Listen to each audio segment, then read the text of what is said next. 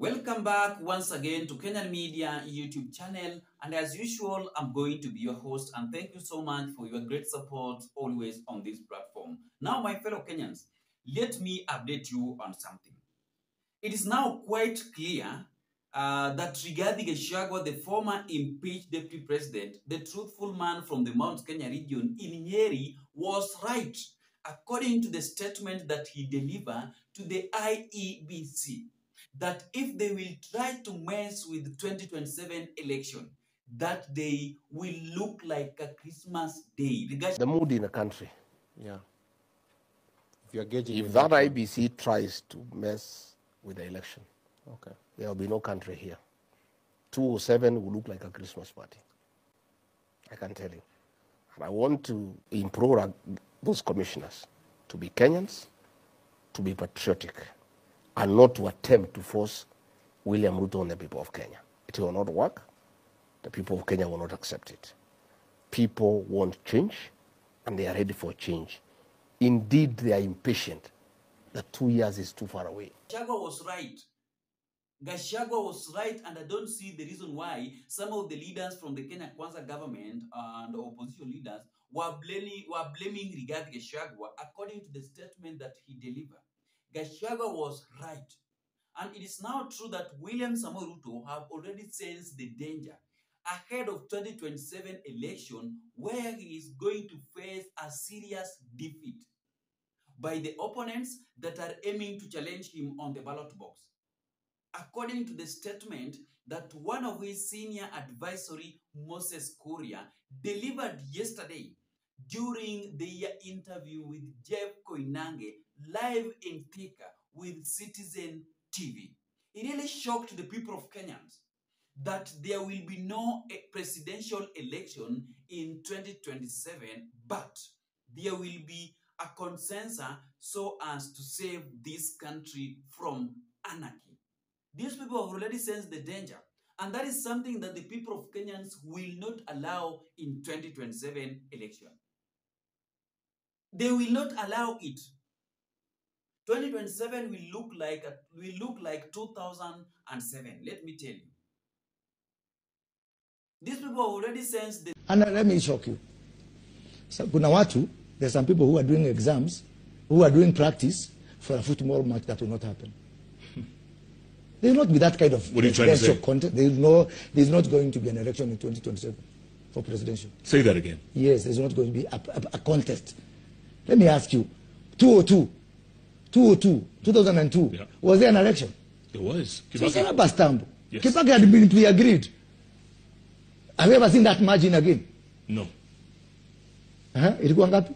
71 to 20 something. Yeah. Is that an election? That is almost like we're almost rivaling Museveni with his 98%. So because it was a movement. Yeah. So 2027 will be another movement like 2002. There's not going to be an election in the sense that you are thinking.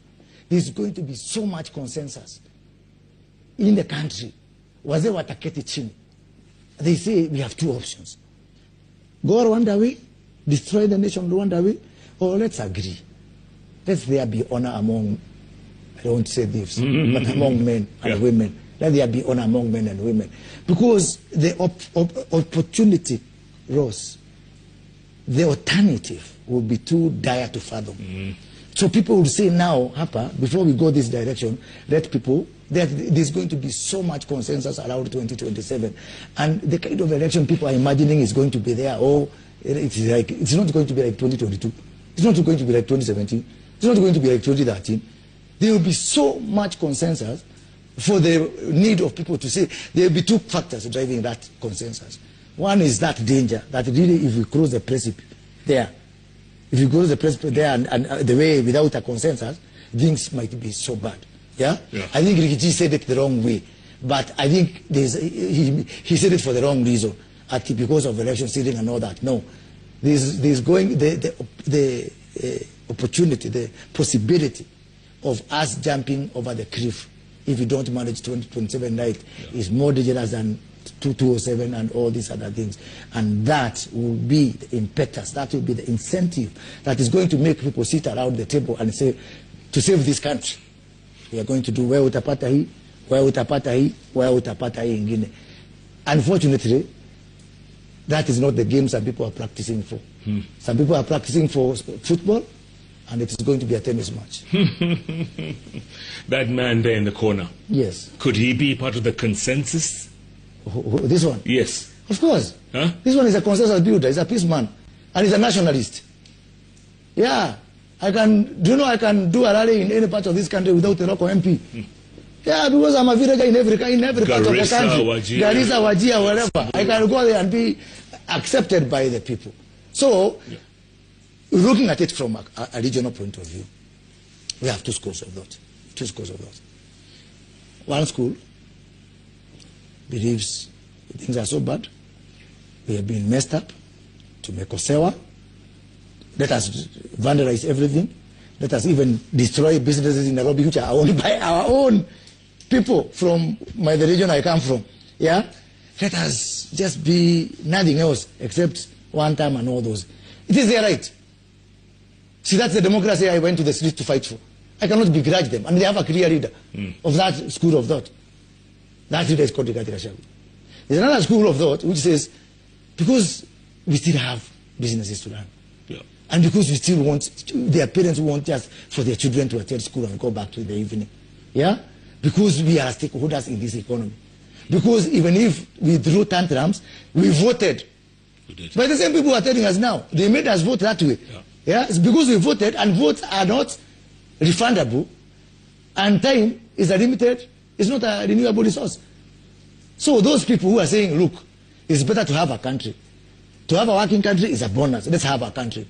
I am happy to tell you that I am the de facto leader of that school of thought. Yeah? Who says we still have a country to run. I talk to them. I talk to business people. Why would The defeat in 2027 election. I want you to watch this video of Moses Kuria. These people have already sensed danger ahead of 2027 election that they are not going to make it again, so that William Samuel Ruto can resume the office as the sixth president of the Republic of Kenya again. Hawa jamaa washaogopa kabisa. Let me explain to you this statement of consensus.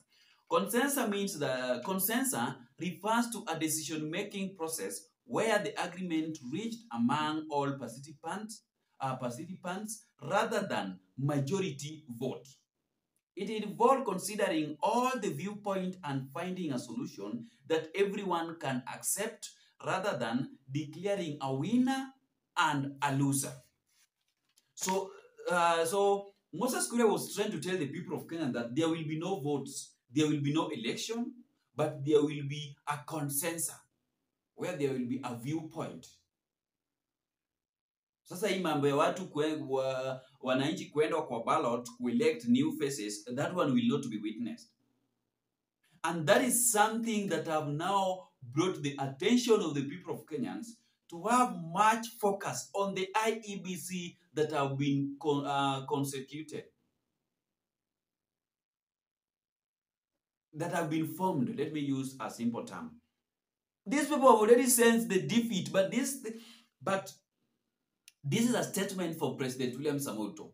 If you see Farouk Kibet talking, Itumbi talking, Sudi talking, Kimani Chungwa talking, Ndindi Nyoro talking, not Ndindi Nyoro, Silvani Sosoro talking, among other leaders from the Kenya Kwanza government, just understand that that one is the body language from President William Samoei Ruto, especially his senior advisories.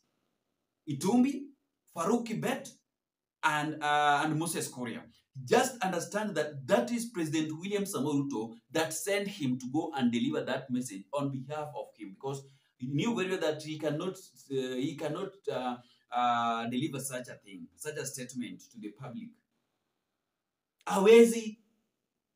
So Moses Kuria have totally shocked the people of Kenyans that 2027 there will be no election. These people have already accepted the defeat. That one is tick. But this issue of saying that there will be no election, hapa ndio wamekosea. Even earlier, few weeks ago, William Samoei Ruto accepted that they will not hand over power to the people that does not have something meaningful to the people of Kenyans. That one was also tick. Even Rigathi Gachagua confirmed it. So the government of William Samoei Ruto is trying to brought this country on a turmoil again, on a crisis in 2027 election. Kenyans, I know very well that their aim is to make sure that many Kenyans are going to be killed up again in 2027 election, according to that statement. They need to tell the people of Kenyans why is it that there will be no election in 2027. Yet, in this country of Kenya, we normally have election after 5 years. Forget about what happened in 2002. Wachana na zile mambo za 2002. They have already accepted the defeat. And by saying that one, they don't know that they are preparing the ground and making the opposition leaders to be more angry with them. The opposition leaders are just collecting data to all these things that these people are trying to air out. Rigathi Gachagua, Kalonzo Musyoka are just collecting data. They are just viewing points on how they can again start attacking this government of President William Samoei Ruto while seeking sympathy to the people of Kenyans ahead of 2027 election. These people are just campaigning for Rigathi Gachagua with this such kind of what they are delivering, but they don't understand that one.